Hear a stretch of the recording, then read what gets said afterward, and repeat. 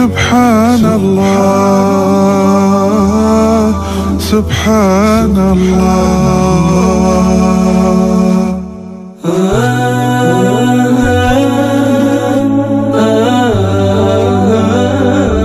سيد الأنبياء وخاتم النبيين وعلى آله وأصحابه ومن تبعهم بإحسان ودعا بدعوتهم واستنى بسنتهم واهتدى بهديهم بإيمان وإحسان ويقين إلى يوم الدين أما بعد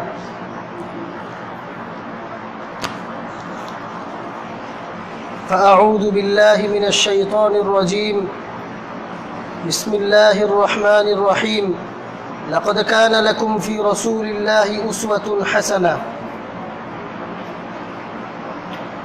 وقال رسول الله صلى الله عليه وسلم لم تر للمتحابين مثل النكاح أو كما قال عليه الصلاة والسلام سبحانك لا علم لنا إلا ما علمتنا إنك أنت العليم الحكيم اللهم صل وسلم وبارك على نبيك الكريم وعلى آله وأصحابه أجمعين আল্লাহ পাক রব্বুল আলামিনের দরবারে অসংখ্য শুকরিয়া যে আল্লাহ পাক রব্বুল আলামিন আমাদেরকে আল্লাহর হুকুম জুমার নামাজ আদায়ের উদ্দেশ্যে মসজিদে আসার তৌফিক দান করেছেন। এজন্য সকলেই শুকরিয়া আদায় করি আলহামদুলিল্লাহ।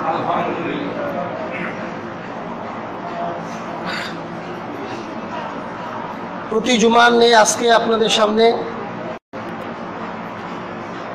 আমাদের দেশ এবং সমাজের অনেক বড় একটি সমস্যাকে সামনে নিয়ে কয়েকটি কথা বলবো। বিষয়টা হলো আল্লাহ পাক রব্বুল আলামিন মানুষকে সৃষ্টি করেছেন, এই মানুষের মাঝে বিশেষ কিছু চাহিদা দিয়েছেন। এই চাহিদার মধ্যে কিছু চাহিদা আছে মৌলিক, আর কিছু চাহিদা আছে প্রাসঙ্গিক। তো আল্লাহ পাক রব্বুল আলামিন মানুষকে যে সমস্ত চাহিদা দিয়ে মানুষকে সৃষ্টি করছেন, ওই চাহিদা পূরণের ব্যবস্থাও স্বয়ং আল্লাহ পাক রব্বুল আলামিন নিজেই করছেন। মানুষের মৌলিক চাহিদার মধ্যে একটা চাহিদা হলো পানাহারের চাহিদা, অর্থাৎ মানুষের জীবনে মানুষ তার জীবন অতিবাহিত করতে পিপাসা লাগে, ক্ষুধা লাগে। এগুলা জন্মগতভাবে সৃষ্টিগতভাবে আল্লাহ পাক রব্বুল আলামিন মানুষের মাঝে এই চাহিদাগুলা দিচ্ছেন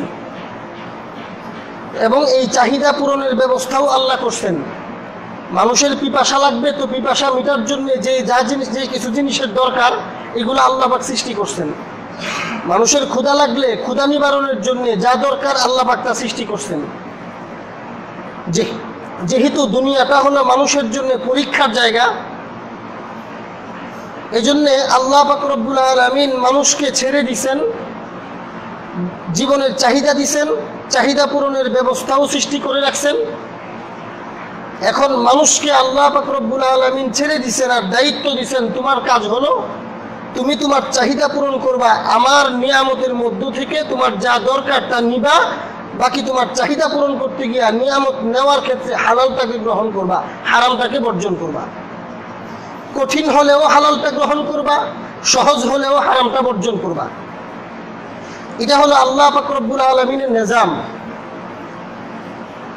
দেখেন, ইসলাম এমন একটা ধর্ম যেই ধর্মের মধ্যে মানুষের জন্মগত বা সৃষ্টিগত চাহিদার প্রতি খেয়াল রাখা হয়েছে। ইসলাম এমন কোনো নির্দেশনা দেয় নাই যে তোমার পিপাসা লাগছে খুব। ইসলাম এমন কথা বলে না যে তুমি পিপাসা রেখে কষ্ট করো আল্লাহ তোমাকে সওয়াব দিবেন, এটা ইসলাম বলে না। খুব ক্ষুধা লাগছে তুমি কষ্ট করো, ক্ষুধা নিবারণ করো না, তুমি কষ্ট করো আল্লাহ তোমাকে জান্নাত দিবেন, এটা আল্লাহ পাক রব্বুল আলামিন এমনটা করেন নাই। ইসলাম মানুষের জন্মগত সৃষ্টিগত চাহিদার প্রতি খেয়াল রাখছে। মানুষের জীবনে আরেকটা মৌলিক চাহিদা হলো যৌনতার চাহিদা। এই চাহিদাটাও সৃষ্টিগতভাবে আল্লাহ পাক রব্বুল আলামিন দিয়েছেন। অন্যান্য চাহিদা পূরণের ব্যবস্থার মতো এই চাহিদাটাকেও পূরণ করার ব্যবস্থা আল্লাহ পাক রব্বুল আলামিন করছেন। ওই সমস্ত চাহিদার ক্ষেত্রে যেমন ইসলাম এই কথা বলে না যে তুমি ক্ষুধা লাগছে কষ্ট করো আল্লাহ তোমাকে জান্নাত দিবেন, পিপাসা লাগছে, কষ্ট করো, আল্লাহ তোমাকে সওয়াব দিবেন। এই ক্ষেত্রেও আল্লাহ, ইসলাম এই কথা আমাদেরকে বলে না যে তোমার যৌনতার চাহিদা আছে, চাহিদা পূরণ করার দরকার নাই, তুমি কষ্ট করো, আল্লাহ তোমাকে জান্নাত দিবেন, এটা বলে না। এজন্য সাহাবায়ে কেরামের মধ্যে অনেকেই আমলের প্রতি উদ্বুদ্ধ হয়ে আল্লাহর রাসূলের কাছে পেশ করেছিল যে ইয়া রাসূলুল্লাহ, আমাদের যৌবনের চাহিদা, এই চাহিদার কারণে অনেক আমলে আমাদের মন বসে না, অনেক সময় এই চাহিদা পূরণের জন্য বিবাহ শাদী করতে হয়, সন্তানাদি হয়। এই বিবাহ শাদী, স্ত্রী সন্তানের কারণে আমরা অনেক সময় অনেক আমলের দিক দিয়ে পিছায় থাকি। এই জন্য আমরা চাই আমরা খাসি হয়ে যাব, অর্থাৎ এমন একটা ব্যবস্থা আমরা অস্ত্রোপচারের মাধ্যমে করব যেন আমাদের এই চাহিদাটা নষ্ট হয়ে যায়। তখন আল্লাহর নবী সাহাবায়ে কেরামকে বলেছিলেন, ও আমার সাহাবীরা, তোমরা, আমি দুনিয়াতে সবচেয়ে বেশি আল্লাহওয়ালা এবং আল্লাহ পাক রব্বুল আলামিনের হকের প্রতি আমি সবচেয়ে বেশি খেয়াল করি, এবং আমি নবী, আমি তোমাদের চেয়ে সবচেয়ে শ্রেষ্ঠ। তো আমি তো খাসি হয়ে যাই নাই, আমি আল্লাহর ইবাদতও করি, আবার বিবাহ শাদীও করি। সুতরাং ইসলাম এটাকে এই পরিমাণ নির্দেশ তোমাকে দিবে না, বা ইসলাম এটাকে সমর্থনও করবে না। নির্দেশ তো অনেক পরের কথা। কেউ যদি চায় যে আমি বিবাহ করব না, ইসলাম এটা সমর্থনও করে না। হ্যাঁ, বিশেষ ক্ষেত্রে ইসলাম অনুমতি দেয়, এটা সওয়াব না, একদম মুবাহ, কেউ না করলে করতে পারে, অনেক শর্ত সাপেক্ষে। কেউ যদি চায় যে আমি বিবাহ করব না, অনেকগুলো শর্ত ইসলাম দিবে, শর্ত সাপেক্ষে আপনারা চাইলে করতে না পারে। কিন্তু এটা ইসলামের চাহিদাও না, এটা দুনিয়ার স্বাভাবিক নিয়মও না, এবং ইসলাম এটা পছন্দও করে না। এই জন্য সাহাবায়ে কেরামকে রাসূল বলছেন যে দেখো, আমি রোজাও রাখি, আমি খাবার দাবারও খাই, অর্থাৎ মাঝে মধ্যে রোজা রাখি, মাঝে মধ্যে রোজা রাখিও না, আমি বিবাহ করি, ইবাদতও করি, সব কিছুই আছে, তোমরাও এটাই করবা। ইসলাম এটাকেই পছন্দ করে। হ্যাঁ আমার প্রিয় ভাইয়েরা, যেটা বলতেছিলাম সেটা হলো, মানুষকে আল্লাহ পাক রব্বুল আলামিন সৃষ্টিগতভাবে যে সমস্ত চাহিদা দিচ্ছেন, ওই সমস্ত চাহিদা পূরণের ব্যবস্থাও রাখছেন। ইসলাম কখনোই এই কথা বলে না যে তোমার মানবীয় চাহিদা, তোমার জন্মগত চাহিদা, তোমার সৃষ্টিগত চাহিদা এটা পূরণ করতে পারবা না, তুমি কষ্ট করো, আল্লাহ সওয়াব দিবেন। এই কথা আল্লাহ বলেন নাই, রাসূল বলেন নাই, ইসলামের কোথাও এটা নেই। ইসলাম বলে তুমি তোমার নিজের ব্যক্তিগত চাহিদা পূরণ করো। তোমার পিপাসা লাগছে, পানি খাও, দায়িত্ব হলো হালাল পানি পান করো, হারাম পানি পান করবা না। তুমি যদি হালাল পানি পান করো, তোমার নিজের উপকার হয়েছে, ইসলামেরও কোনো উপকার নাই, আল্লাহ রসুলেরও কোনো উপকার নাই। কিন্তু ইসলাম বলে তোমার ব্যক্তিগত চাহিদা পূরণের জন্য তুমি পানি পান করবা, হালাল পানি পান করো, আল্লাহর হুকুম আর রসুলের তরিকা অনুযায়ী পান করলে এটা তোমার জন্য সওয়াব। তোমার ব্যক্তিগত চাহিদার জন্য তুমি খাবারের ব্যবস্থা করছো, তোমার ক্ষুধা লাগছে, খাবার খাও, আল্লাহর হুকুম অনুযায়ী হালাল খাবার খাও, রসুলের তরিকা অনুযায়ী খাও, তাহলে এই খাবারটাও তোমার জন্য নেকি, সওয়াব। এরকম ভাবে তুমি তোমার নিজের চাহিদা পূরণের জন্য বিবাহ করছো, এই বিবাহটাও যদি হালাল পন্থায় হয়, আল্লাহর তরিকার, আল্লাহর হুকুম আর রসুলের তরিকা অনুযায়ী হয়, এই বিবাহ তুমি তোমার প্রয়োজনে করছো, তোমার নিজের চাহিদা পূরণ হয়েছে, তুমি আনন্দিত হইছো, তোমার সন্তান হয়েছে, তুমি আনন্দিত হইছো। কিন্তু ইসলাম বলে এটা তোমার অনেক বড় সওয়াবের কারণ। কেন? যে আল্লাহর হুকুম পালনার্থে তুমি হালাল পন্থায় গেছো। হ্যাঁ আমার প্রিয় ভাইরা, এই জন্য আমি যেটা বলতেছি সেটা হলো, আল্লাহ পাক রব্বুল আলামিন মানুষকে সৃষ্টিগতভাবে, জন্মগতভাবে যে চাহিদাগুলো দিচ্ছেন, ওই চাহিদার ব্যবস্থাও রাখছেন। এখন মানুষের কাজ হলো হালাল ব্যবস্থা গ্রহণ করে নিজের চাহিদা পূরণ করা। পিপাসা লাগছে, হালাল জিনিস ব্যবস্থা করো। মানুষ, ব্যক্তি নিজে ব্যবস্থা করার চেষ্টা করবে। যদি নিজে ব্যবস্থা করতে না পারে, তাহলে পরিবারের লোকেরা তার ব্যবস্থা করে দিবে। যদি পরিবার ব্যবস্থা করতে না পারে, সমাজ তাকে ব্যবস্থা করে দিবে। যদি সমাজ ব্যবস্থা করতে না পারে, রাষ্ট্র তাকে ব্যবস্থা করে দিবে। কিন্তু তার চাহিদা পূরণের হালাল ব্যবস্থা করে দিতে হবে।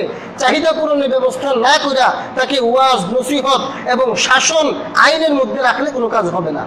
সে কি করবে? পিপাসা লাগবে, খাবারের ব্যবস্থা, পানির ব্যবস্থা হয় নাই, হালাল হয় নাই, হারাম খাবে। কোথাও সে হালাল পানি পাইতেছে না, সমাজের অন্য অন্য ঘরে আছে, তার ঘরে নাই, সে ময়লা পানি খাবে। সে ময়লা পানি পাইতেছে না, কোথাও প্রস্রাব করে রয়েছে, ওই প্রস্রাবটাই সে পান করবে। কেন? তার চাহিদা পূরণের প্রয়োজন হয়েছে। এভাবে খাদ্যটাও, ক্ষুধা লাগছে, খাদ্যের ব্যবস্থা তুমি করো হালাল, না পাইলে সমাজ করে দিবে, পরিবার করে দিবে, রাষ্ট্র করে দিবে। যদি কেউ করে না দেয়, তাহলে তার নিজেরও ক্ষতি হবে, সে হারামটাই খাবে, কিচ্ছু করার নাই। সে ভালো জিনিস না পাইলে খারাপটাই মুখে দিবে, কারণ চাহিদা তো। মানুষের ব্যক্তিগত চাহিদার মধ্যে আল্লাহ পাকও ওয়াজ করে নাই, রসুলও ওয়াজ করে নাই, ইসলাম ওয়াজকে এবং শাসনকে আর আইনকে বাধ্য করে রাখে নাই যে আইনের মাধ্যমে তাকে বারণ করবে না, এটা না, বরং তার হালাল ব্যবস্থাটা কি করে দাও। একটা মানুষকে হালাল খাদ্যের ব্যবস্থা করলেও যদি সে হারাম খায় তখন তার জন্য বিচার হবে। একটা মানুষকে হালাল পানীয়ের ব্যবস্থা করে দেওয়ার পরেও যদি সে হারাম পান করে তাহলে তার বিচারের ব্যবস্থা করা হবে। কিন্তু তার পরিবার, তার সমাজ, তার রাষ্ট্র হালালের ব্যবস্থা করে দেয় নাই, নিরুপায় হয়ে সে হারাম খাবে, আর আপনি তাকে সামাজিকভাবে কটাক্ষ করবেন, আপনি তাকে পারিবারিকভাবে কুণ্ঠাসা করে রাখবেন, আপনি তাকে আইনের আওতায় নেবেন, এটাকে ইসলাম সমর্থন করে না এবং ইসলাম পছন্দ করে না। ঠিক তেমনিভাবে মানুষের মৌলিক একটা চাহিদা হলো বিবাহের চাহিদা, যৌনতার চাহিদা। এগুলো আল্লাহই জন্য দিচ্ছেন, এটা আল্লাহই সৃষ্টি করছেন, সৃষ্টিগতভাবেই দিচ্ছেন। পানাহারের চাহিদা যেমন স্বাভাবিক, যৌনতার চাহিদা ওইটা স্বাভাবিক, এটা কেউ অস্বাভাবিক মনে করতে পারবে না। এই চাহিদা আসলেও দায়িত্ব হলো, তোমার চাহিদা আসছে, তুমি চাহিদাকে সাময়িকভাবে কন্ট্রোল করে হালাল পন্থায় চাহিদা পূরণের ব্যবস্থা করবা। তুমি নিজে করো, নিজে না পারলে পরিবারের শরণাপন্ন হও, পরিবার না পারলে পরিবার সমাজের শরণাপন্ন হবে, সমাজ না পারলে রাষ্ট্রের শরণাপন্ন হবে।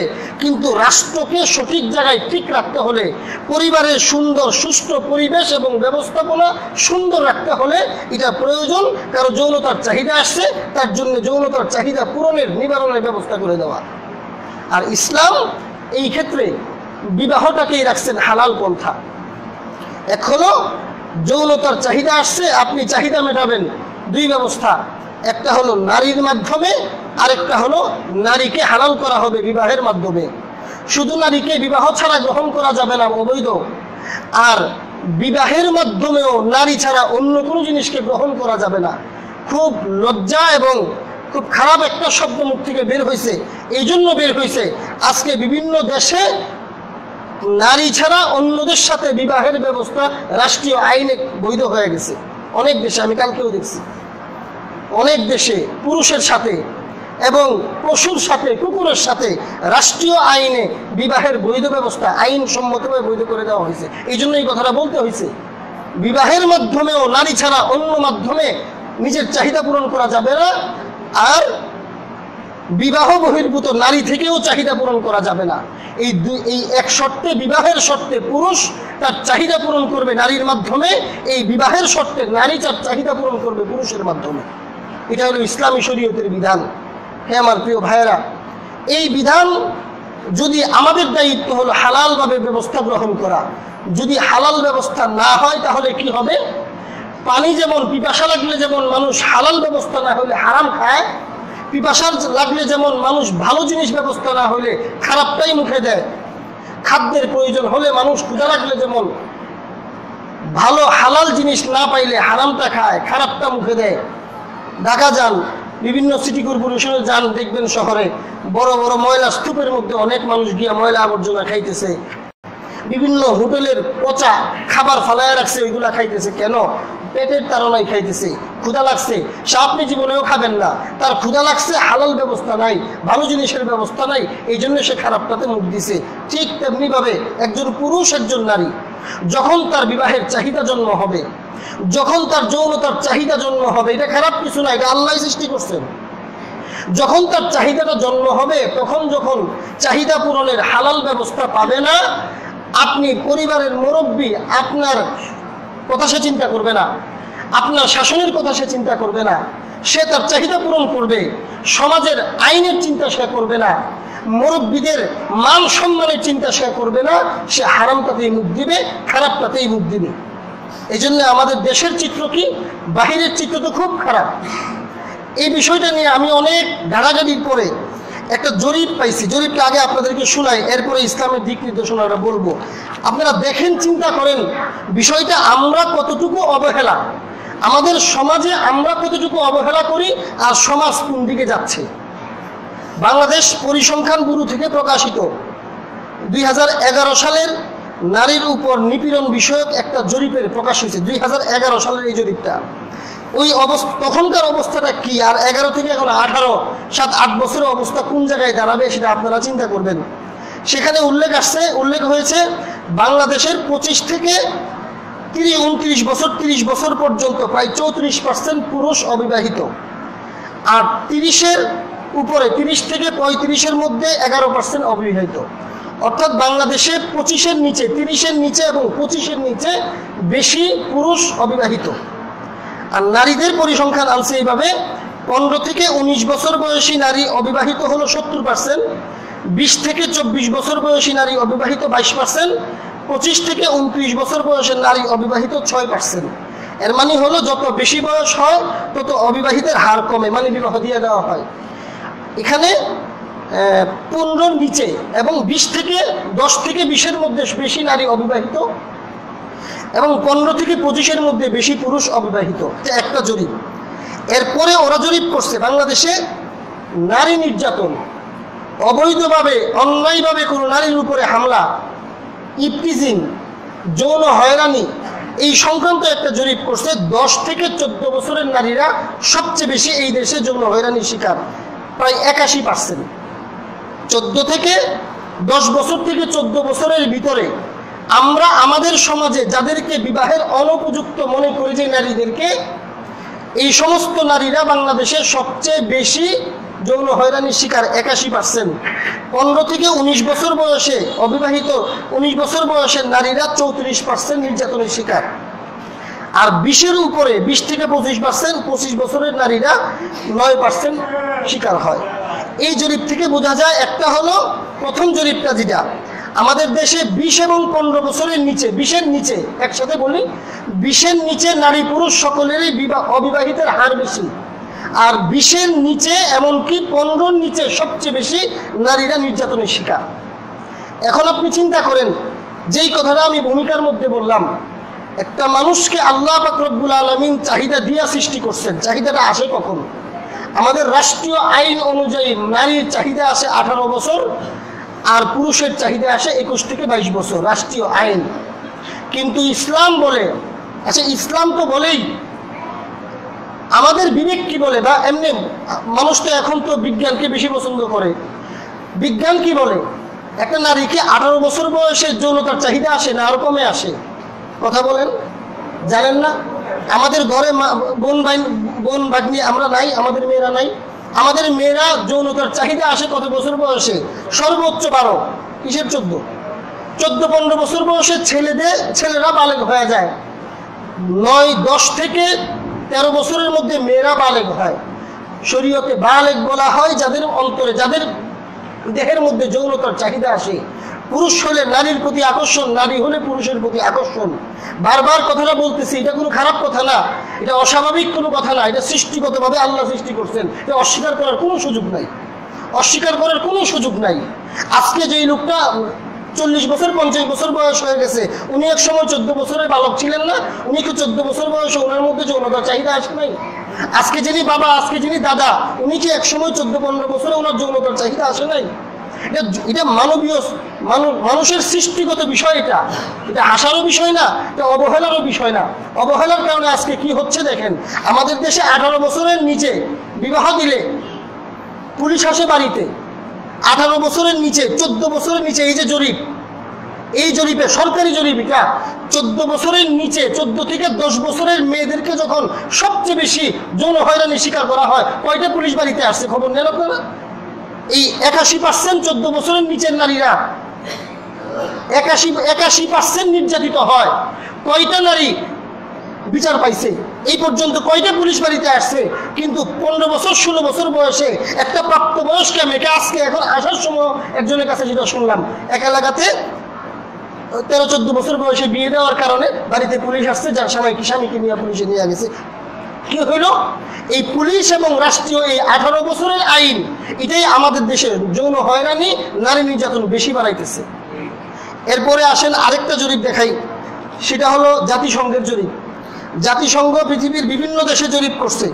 ওই জরিপে বাংলাদেশের যে জরিপটা আসছে সেটা হলো বাংলাদেশের গ্রাম শহর মিলে পুরা দেশে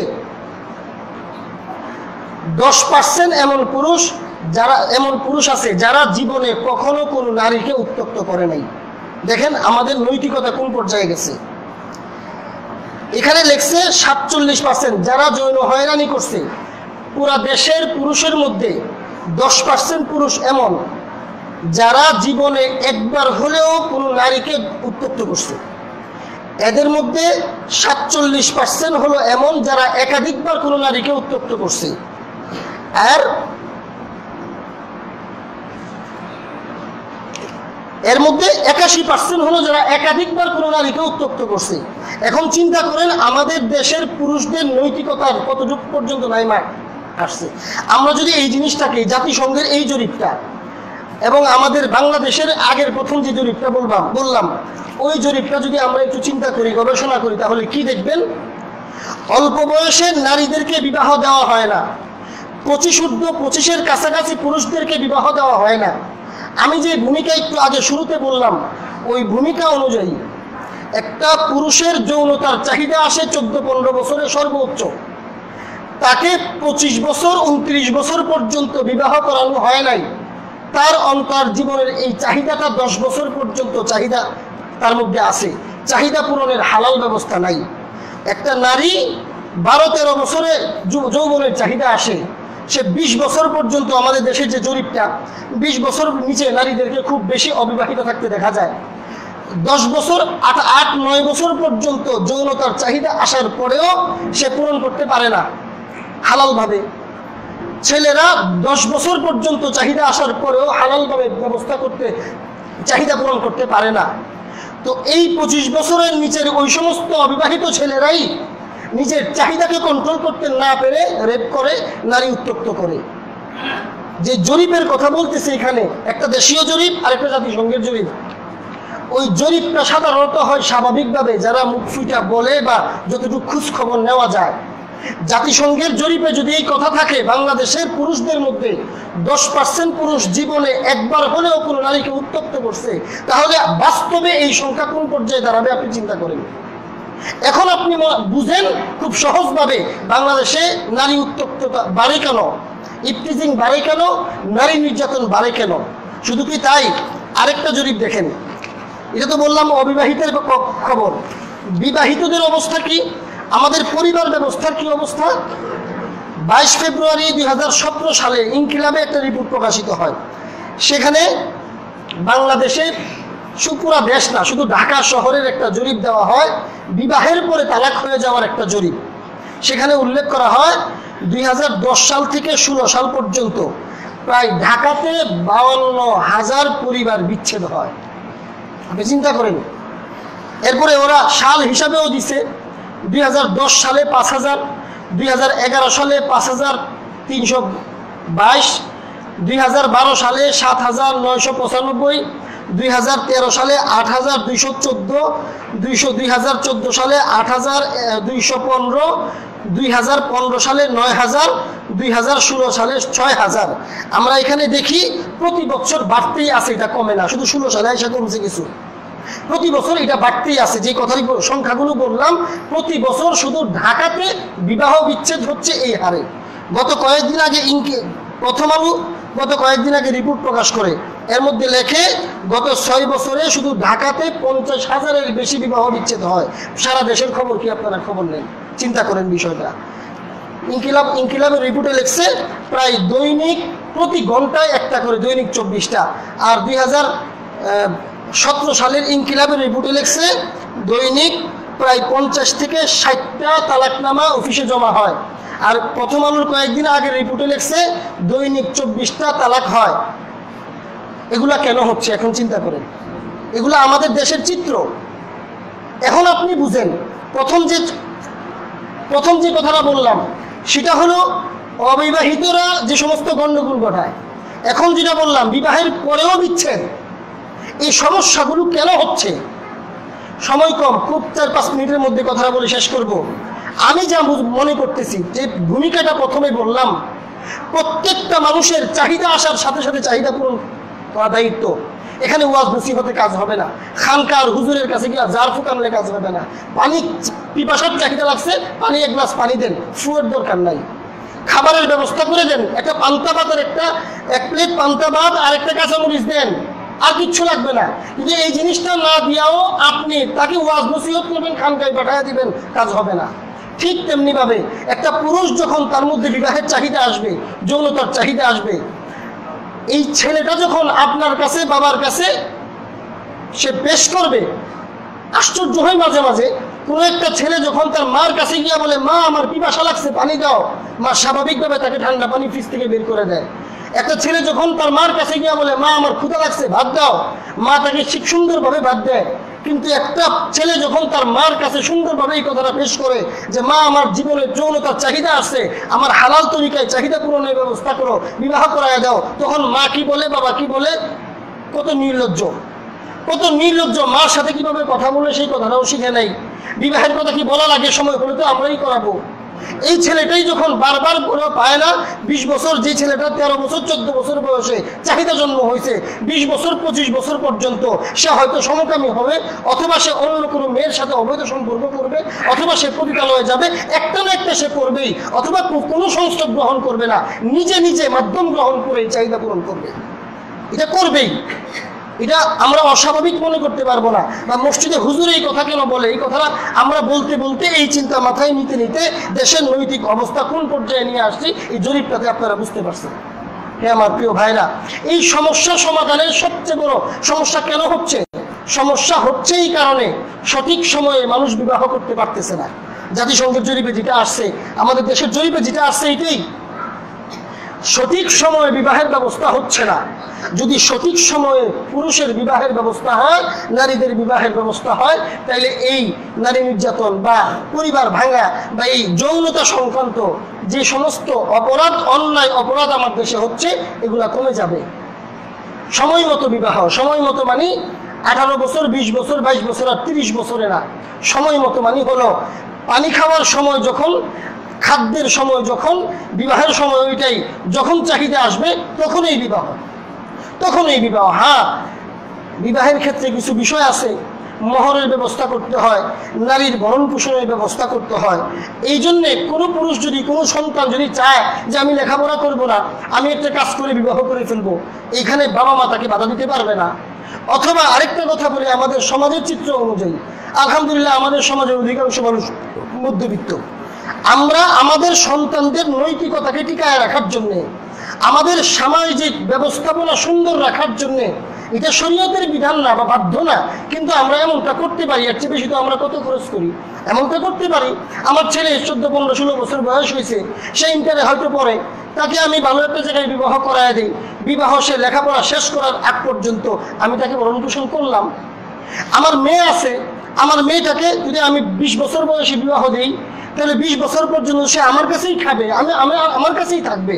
তাই আমি ভালো, সুন্দর, ভালো, ভদ্র এবং আদর্শবান একটা ছেলে দেখে যদি 15 বছর বয়সে বিবাহ করায় দেই আর বলি যে 20 বছর পর্যন্ত এমনিও তো আমার ঘরেই থাকতো, বিবাহের পরে আমার ঘরেই থাকুক, খাক। একটা মানুষের জন্যে, ছেলের বাবাকেও বলবো একটা মানুষ বেশি হওয়ার কারণে আপনার কোনো দিক কমা যাবে না, আর মেয়ের বাবাকেও বলবো একটা মানুষ বেশি হয়ে যাওয়ার কারণে আপনার কোনো দিক কমবে না। কিন্তু হবে কি, এই সমাজে যখন সমস্ত অন্যায় কাজ সহজ, আপনি কতটুকু আপনার ছেলেকে দেখবেন, কি পর্যায়ে আপনার ছেলেকে দেখবেন? এখন তো সে, আপনি রাত্রে 12টার সময় তো আপনি ঘুমায় গেছেন, দরজা লাগায় সে ভিতরে সে চাহিদা পূরণ করতেছে, আপনি কি সেটা খবর রাখতে পারবেন? এক জরিপে দেখছি গতকালকে, বাংলাদেশে প্রতি 10 জনে একজন সমকামী। কথাগুলো শুনতে খারাপ শোনা যায়, কিন্তু চিন্তা করেন, সমকামী যারা হচ্ছে প্রতি 10 জনে একজন, ওরা কারা? আমার ভাই না? কথা বলেন, এরা কি আমাদের সমাজের মানুষ না?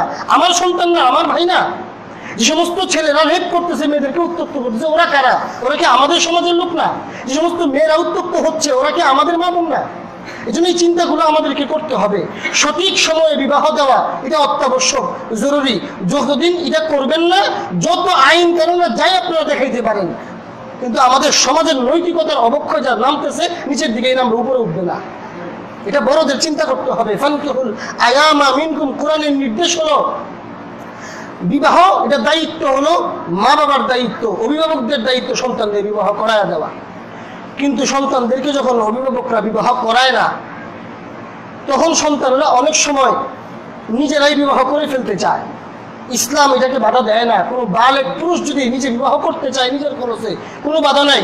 এই ক্ষেত্রে বাবা যদি বাধা হয়ে দাঁড়ায়, বাবার হুকুমকে অমান্য করাও বৈধ।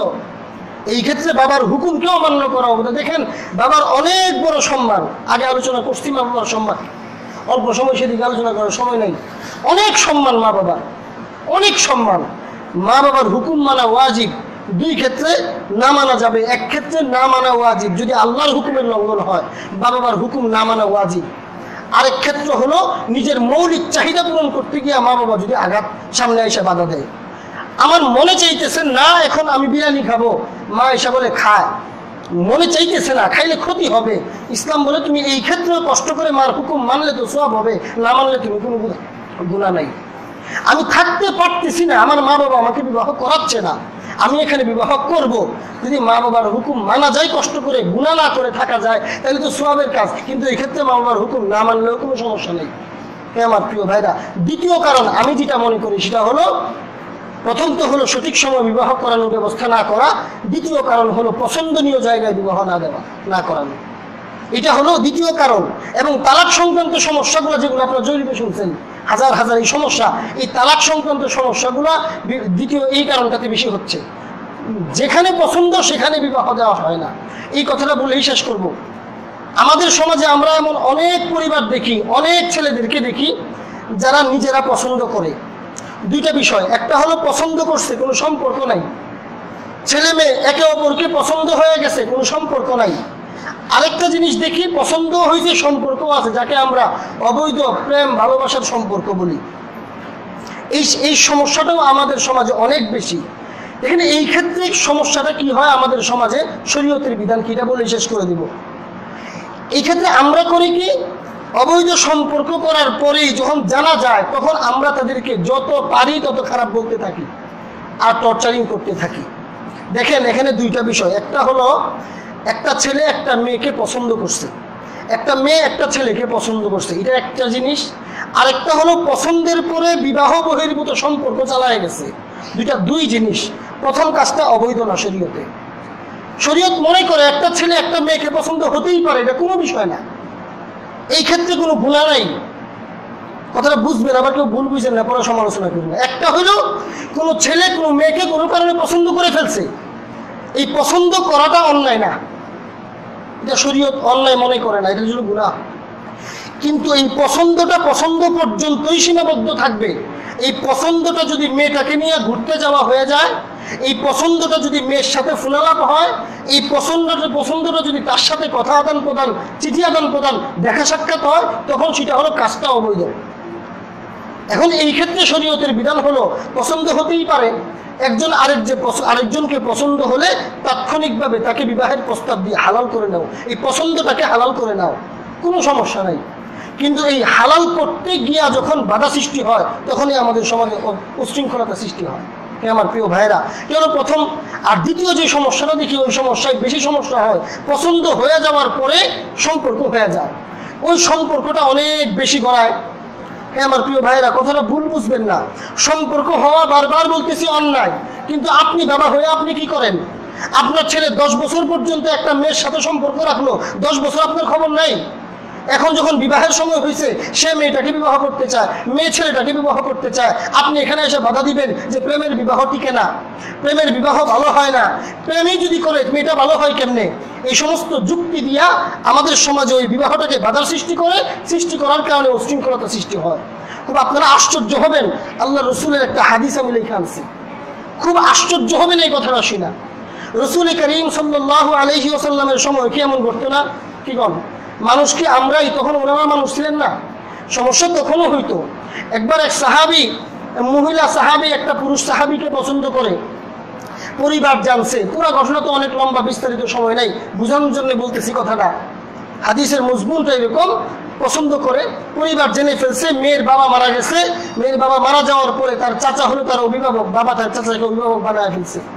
ওই চাচা ওই মেয়ের এই সম্পর্কের কথা জানার পরে খুব তড়িঘড়ি করে, আমরা যেটা করি আর কি, খুব তড়িঘড়ি করে মেয়েটাকে অন্য জায়গায় বিবাহ দিয়ে ব্যবস্থা করে ফেলছে, এবং সে কথা দিয়ে ফেলছে, বিবাহের কথা দিয়ে ফেলছে। অভিভাবক মেয়ের পক্ষ থেকে হযরত মুগীরা ইবনে শুবা রাদিয়াল্লাহু তাআলা আনহু, উনি বর্ণনা করছেন এই হাদিস, ওনার সাথেই চাচা মেয়েটাকে বিবাহ দিয়ে ফেলছে। আমরা সমাজে যা করি আর কি, যখন জানতে পায় যে আমার মেয়ে কোন ছেলের সাথে সম্পর্ক আছে, খুব তড়িঘড়ি করে আরেক জায়গায় বিয়ে দিয়ে দিই। এই কাজটাই করছেন উনি। হাদিসের ঘটনা, শিক্ষার আছে অনেক কিছু। আল্লাহর রসুলের কাছে এই সংবাদ গেছে, আল্লাহ রসুল জানছেন যে মুগীরা ইবনে শুবা তো মেয়েকে বিবাহের প্রস্তাব আসছে, গ্রহণ করে ফেলছে, মেয়ের সম্মতি হইলে বিবাহ হয়ে যাবে, অভিভাবকের পক্ষ থেকে সম্মতি হয়ে বিবাহ এক ধরনের হয়ে গেছে, অন্য মাসলা, এক ধরনের বিবাহ হয়ে গেছে। আল্লাহ রসুল খবর পাইছেন, খবর পাই না মুগিরা ইবনে শুবাকে ডাকছেন, ডাইকা বলতেছেন, মুগিরা তোমার জন্য ভালো হবে তুমি মেয়েটাকে ছেড়ে দাও। হযরত মুগিরা ইবনে শুবা রাদিয়াল্লাহু তাআলা অনেক বড় সাহাবী, হাদিস বর্ণনা করে আফসোস করে উনি বলেন যে আমি আমার হাতে পায়াও ভালো একটা মেয়ে আমার হাত থেকে ছুটে গেছে। তখন আল্লাহর রসুল বলেন সাহাবায়ে কেরামকে উদ্দেশ্য করে, লাম লাম লাম নারা লিল মুতাহাব্বাইনি মিসলান নিকাহ। ও আমার সাহাবীরা, কথাটা খুব ভালো করে বুঝো। কাজটা কেন করছি জানো? কাজটা করার কারণ হইল, আমার কাছে কোনো ছেলে মেয়ের সম্পর্ক যদি হয়ে যায়, সম্পর্ক হওয়াটা তো খারাপ, বারবার বলতেছি, এই জন্য আপনি বাবাই তো দায়ী। আপনি কেন, আপনি থাকতে আপনার সন্তান কেন সম্পর্ক করলো? আপনি কইছিলেন তখন, আপনি সঠিকভাবে তাকে নিয়ন্ত্রণ করতে পারেন নাই, আপনি সঠিকভাবে তাকে শিক্ষা দিতে পারেন নাই, আপনি সঠিকভাবে তার অধিকার আদায় করতে পারেন নাই, দেখেই তো সে অন্যের সাথে সম্পর্ক করছে।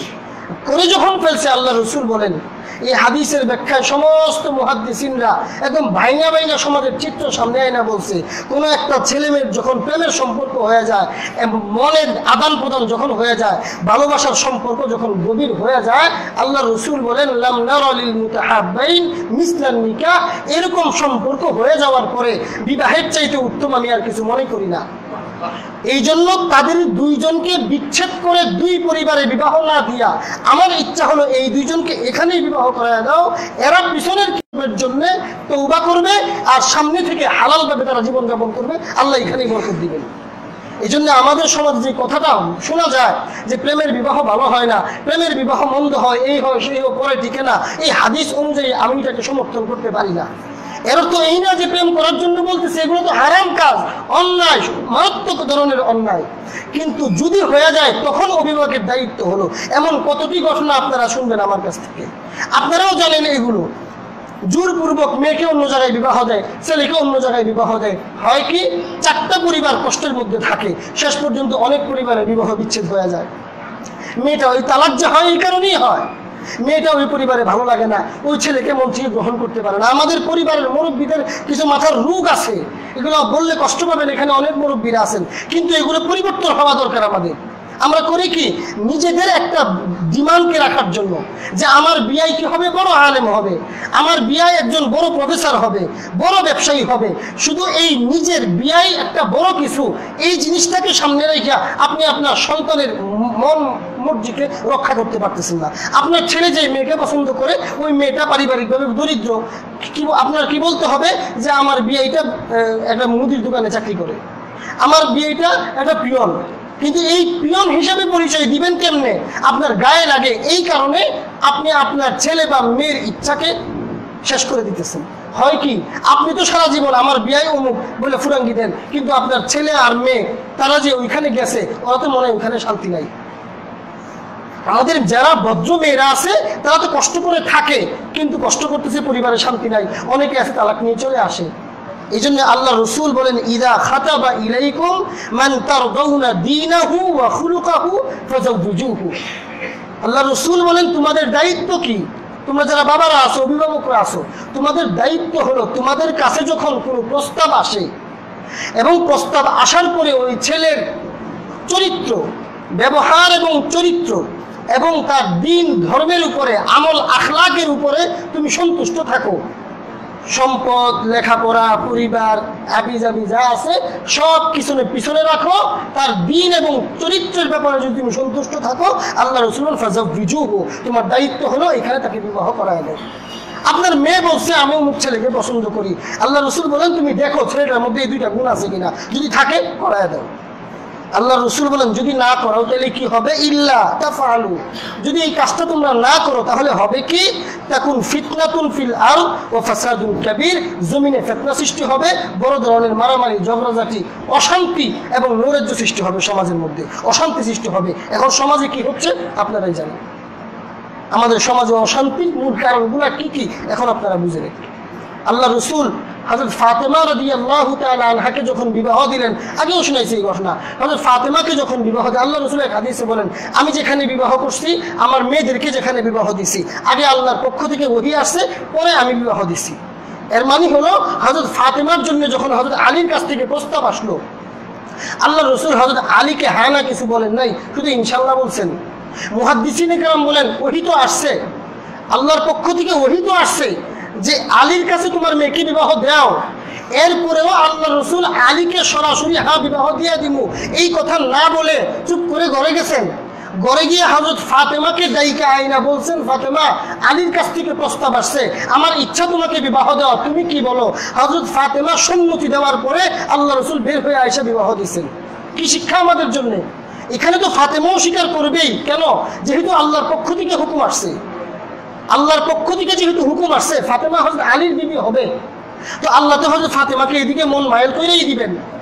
এরপরেও আল্লাহ রসুল এটা চিন্তা করলেন না কেন যে ওহী আসছে, কিসের ফাতেমার কথা আমি শুনবো, আমি তো এখানে বিবাহ করবো? আল্লাহ না, উম্মতকে শিক্ষা দেওয়া ছিল মাকসাদ, আপনাদের মতো বাবা আবার অভিভাবকদেরকে শিক্ষা দেওয়া ছিল মাকসাদ যে তোমার মেয়েকে তোমার মন মতো জায়গায় বিবাহ দিও না। এই কথা বলল না যে আমার মেয়েকে আমার কথার উল্টা যাবে, এই কথা বলল না। আল্লাহর রসুল যদি ওহী আসার পরেও হযরত ফাতেমার সম্মতি ছাড়া বিবাহ না দিয়ে থাকেন, তাহলে তুমি কি হয়ে গেছো যে তুমি তোমার মেয়ে এত বড়, তোমার মেয়ে কি ফাতেমার চাইতে বড় হয়ে গেছে? তুমিও কি তোমার আল্লাহ রসুলের চাইতে বড় বাবা হয়ে গেছো? হও নাই। সুতরাং এটা তো আমাদের দায়িত্ব হলো, আমরা অভিভাবকরা ছেলের ব্যাপারেও সর্বোচ্চ ছেলের চিন্তার বিষয়টাও সামনে নিব। আমার পছন্দ না, আমার ছেলে, আমার ছেলে বউ নিয়ে থাকবে, আমি তো থাকবো না। এই জন্য আমার ছেলের পছন্দ আছে কিনা, যদি দিন এবং আখলাক ঠিক থাকে, ছেলে পছন্দ যেই নারীকে করবে ওই নারীকেই আনতে হবে, মেয়ে পছন্দ যেই ছেলেকে করবে ওই ছেলেকেই আনতে হবে স্বাভাবিক বিবাহের ক্ষেত্রে।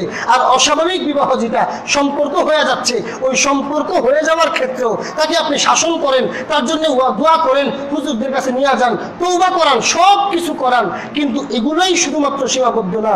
ওয়াজ নসিহত কইলেও তাকে বারণ করা যাবে না, প্রেম সে ছাড়বে না, প্রেম ছাড়লেও মেয়ে আরেক জায়গায় বিবাহ হয়ে গেলেও ওইখানে মেয়েকে উত্তপ্ত করবে, যদি না আপনি রসুলের নির্দেশ অনুযায়ী বিবাহ না দেন। যেন আল্লাহ রসুল বলেন প্রেম রোগের সবচেয়ে উত্তম চিকিৎসা হলো আমার কাছে বিবাহ। সুতরাং এমন যদি হয়ে যায় কাজটা সে খুব খারাপ করছে, শাসন করেন, বিচার করেন, মারধর করেন, তওবা করেন, সব করেন, কিন্তু তার বিবাহের জিনিসটাকে খেয়াল রাখবেন উভয় পক্ষ, এই বিচ্ছেদ যেন এখন আর না হয়। যা হয়েছে শোনার সাথে সাথে ঠিক আছে হয়েছে, পিছনে যা হওয়ার হয়েছে, এখন তাকে আমরা হালাল ব্যবস্থা করাই দিই। যদি হালাল ব্যবস্থা হয়ে যায়, পিছনে গুনার জন্য সে তওবা করে, সব শেষ হয়ে গেল। এই জন্যে এই বিষয়গুলো আমাদের বোঝা উচিত এবং সমাজের এই চিত্রটাকে সামনে রেখা আমাদের সমাজের নৈতিকতাকে যেন আর নিচে না নামে, উপরে উঠে নৈতিকতা যেন সুন্দরভাবে আমরা নৈতিকতা শিক্ষা গ্রহণ করতে পারি, অশ্লীলতা এবং অশান্তি যেন সমাজে সৃষ্টি না হয়। এই জন্য আমরা সকলে খেয়াল করব এই কয়েকটা বিষয়ের দিকে। আল্লাহ পাক রব্বুল আলামিন আমাদেরকে বুঝার এবং আমল করার তৌফিক দান করুন।